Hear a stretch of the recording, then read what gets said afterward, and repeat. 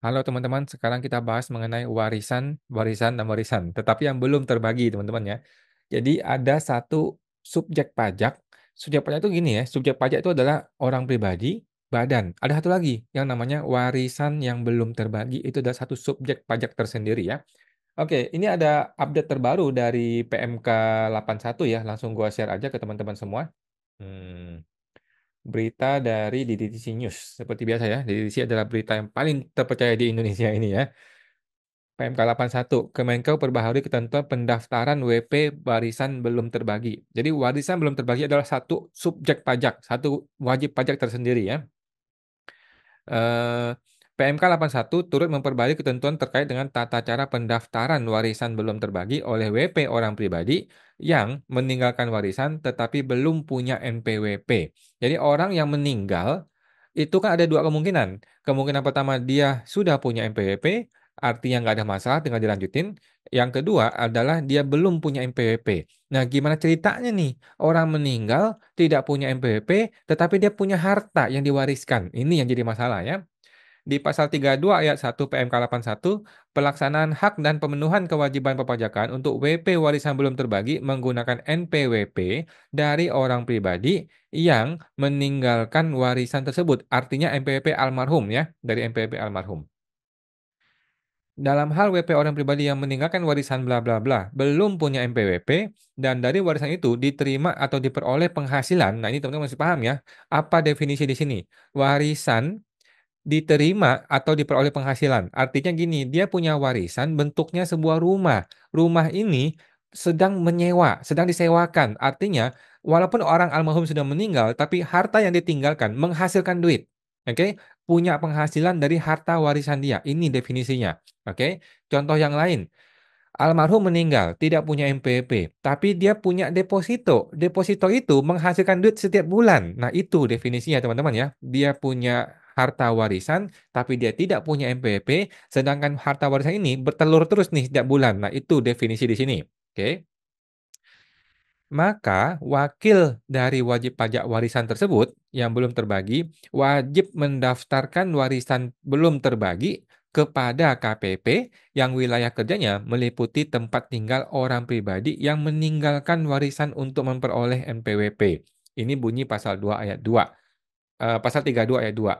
Jadi eh, si ahli waris dari almarhum tersebut yang meninggal itu mesti mendaftarkan NPWP lokasinya di lokasi almarhum yang meninggal ya, bukan di KPP-nya tempat si orang anaknya ya, tetapi di KPP tempat nomor tempat alamat si almarhum yang meninggal. Oke. Selain itu, wakil dari wajib pajak warisan pribadi, warisan belum terbagi tersebut diharuskan untuk melaporkan tempat kegiatan usaha warisan belum terbagi tersebut ke KPP tempat wajib pajak terdaftar untuk memperoleh nomor identitas tempat kegiatan usaha ya atau NITKU bagi setiap tempat kegiatan usaha. Jadi kalau almarhum meninggal, selain dia meninggalkan harta warisan yang mana menghasilkan duit, tetapi dia juga meninggalkan tempat usaha, di mana usaha ini menghasilkan duit setiap bulan atau setiap tahun. Maka tempat usaha ini yang alamatnya berbeda dengan alamat KTP-nya almarhum juga perlu didaftarkan untuk NPWP cabang atau NPWP NITKU atau NPWP tempat usaha. Nah, oke, teman-teman ya. Kemudian pendaftaran diri oleh wakil sebagaimana itu dilakukan paling lambat akhir bulan berikutnya setelah WP orang pribadi tersebut yang meninggalkan warisan tersebut meninggal dunia ya. Ini hal yang sangat-sangat keterlaluan menurut gua ya. Orang meninggal sekarang akhir bulan depan orang masih berkabung, Bos. Masih berkabung, masih bingung ini begini begitu. Kenapa mesti langsung bikin NPWP warisan tak terbagi ya? Terlalu berat lah 1 bulan ke depannya. Kalau bisa 2 bulan kemudian gitu ya. Tapi ya sudahlah negara ini. Lebih lanjut, terdapat kriteria untuk menjadi wakil dari wajib pajak warisan belum terbagi ya, yaitu salah satu ahli warisnya, atau pelaksana wasiatnya, atau pihak yang mengurus harta peninggalan dari wajib pajak orang pribadi yang meninggalkan warisan. Jadi yang paling gampang adalah istri almarhum atau suami almarhum beres, atau anak kandung dari almarhum selesai ya. Di luar itu ya mungkin bisa pelaksana wasiat atau pihak yang mengurus harta peninggalan atau WP pribadi eh, dari orang meninggalkan warisan. Jadi agak repot ya yang lain-lain. Yang paling gampang adalah istri atau anak kandung sudah selesai, beres. Kemudian wakil itu selanjutnya melaksanakan hak dan kewajiban perpajakan atas WP warisan belum terbagi ya. Jadi si wakil inilah yang nanti yang tugasnya menandatangani surat, kemudian bikin SPT, bayar pajak dan sebagainya ya. Tambahan informasi, pendaftaran itu dilakukan dengan mengajukan permohonan yang dilaksanakan sesuai dengan ketentuan pelaksanaan hak dan kewajiban perpajakan sesuai dengan pasal 4 Undang-Undang yang ini juga ya, atau KUP ya. Berdasarkan permohonan pendaftaran tersebut, Kepala KPP menerbitkan NPWP paling lama 1 hari kerja setelah permohonan WP warisan belum terbagi diterima secara lengkap. Nah, begitu teman-teman ya. Nah, sekarang gimana argumen gue? Jadi kita masih paham ya, orang yang meninggal itu ada dua macam. Yang pertama dia sudah punya NPWP, yang kedua dia belum punya NPWP. Untuk yang sudah punya NPWP, maka pilihannya adalah tetap dilaporkan SPT dia seperti biasa oleh ahli warisnya, selama itu belum dibagi warisannya, atau langsung saja warisannya dibagi, kemudian si almarhum lapor SPT nihil, kemudian semua harta dia langsung sudah tersebar ke masing-masing ahli waris. Oke. Kemungkinan kedua adalah almarhum belum punya NPWP. Kalau dia belum punya NPWP, maka ada dua kemungkinan. Kemungkinan dia menghasilkan harta yang tidak menghasilkan uang, atau dia punya harta warisan yang menghasilkan uang. Kalau dia punya harta yang tidak menghasilkan uang, maka tidak terlalu bermasalah bagi tadi PMK 81 ya. Tetapi kalau harta dia itu menghasilkan uang, dalam arti harta almarhum ini mungkin dia punya harta berupa deposito yang menghasilkan bunga tiap bulan, atau dia meninggalkan harta berupa rumah yang disewakan masih ada duitnya, atau dia meninggalkan barang dagang yang dimana ini masih diputar setiap hari walaupun dia sudah meninggal yang menghasilkan uang. Maka kategori inilah yang menurut DJP itu perlu dibuatkan NPWP khusus, namanya NPWP warisan belum terbagi. Bukan NPWP almarhum ini ya, tapi NPWP warisan belum terbagi. Oke. Nah, sekarang pertanyaannya adalah gimana kalau dia tidak punya NPWP dan tidak punya penghasilan lagi dari semua harta dia? Maka itu tidak terlalu perlu ya. Menurut PMK ini tidak dibahas ya, dan menurut gue tidak perlu. Nah, tapi anyway, menurut gue teman-teman yang pendapat pribadi gue, walaupun dia punya harta yang menghasilkan, gua tetap tidak menyarankan teman-teman untuk bikin NPWP warisan tidak terbagi. Pertama, ngerepotin diri sendiri. Yang kedua, lu juga nggak ngerti maksudnya bagaimana. Yang ketiga, malah jadi masalah ke depannya. Nanti NPWP tidak terbagi ini gimana lapor SPT tahunannya? Nanti lapor e-billingnya gimana? Laporan bukti potongnya gimana? Repot teman-teman ya, repot. Jadi malah ngerepotin diri sendiri. Solusi gimana? Solusi menurut gua, ketika orang meninggal, langsung disetting, langsung diatur ke notaris pembagian harta warisan bagaimana.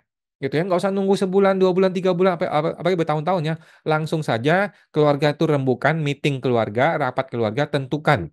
Almarhum punya harta A, B, C, D, E, bagaimana baginya. Yang ini buat si istri, ini buat anak ke-1, ini buat anak kedua, diatur saja langsung, datangin ke notaris, diaktekan selesai. Maka berikutnya, SPT berikutnya, si almarhum langsung dilaporin SPT tahunan tetapi nihil. Semua harta sudah tidak ada, semua penghasilan tidak ada.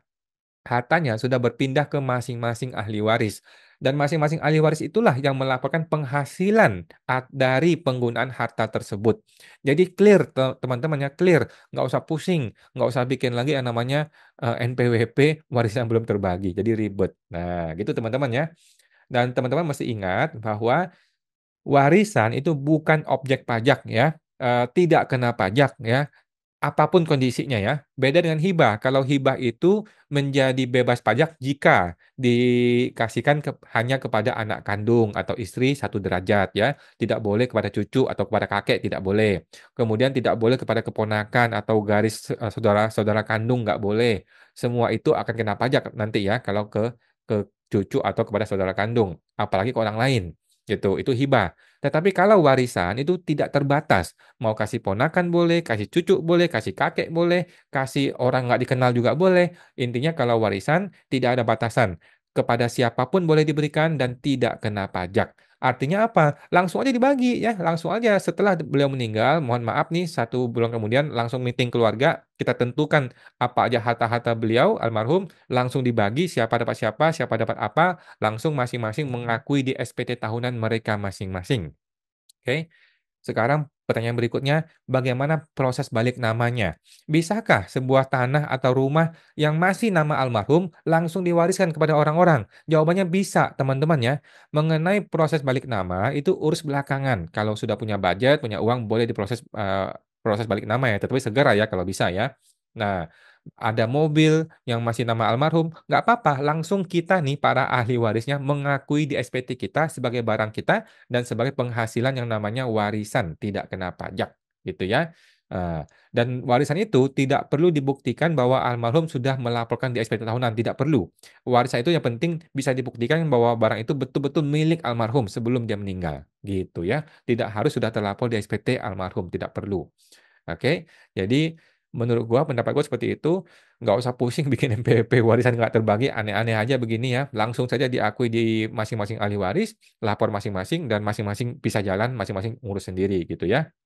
Nah, kemudian banyak orang bertanya, apakah warisan wajib dinotariskan? Gua sendiri masih kurang paham mengenai dasar hukumnya, tetapi gua rasa wajib diaktekannya. Supaya apa? Supaya tidak jadi masalah di masa depan. Supaya tidak ada tuntutan hukum di masa depan gitu ya. Jadi lebih baik kita datang ke notaris rame-rame, notaris sudah menjadi saksi kan, si A, si B, si C datang, kemudian menghadap saya, kemudian harta yang mau diwariskan seperti ini, mereka bersepakat mengenai warisan itu bagaimana pembagiannya itu sudah tertulis di akte notaris akan lebih baik gitu teman-teman ya. Jadi lebih aman datangin ke notaris, bikin akte notaris gitu ya, beres semuanya sehingga tidak perlulah urusan-urusan NPWP warisan nggak terbagi aneh-aneh seperti ini teman-teman ya. Itu ya teman-teman ya, semoga terbantu, sampai jumpa lagi.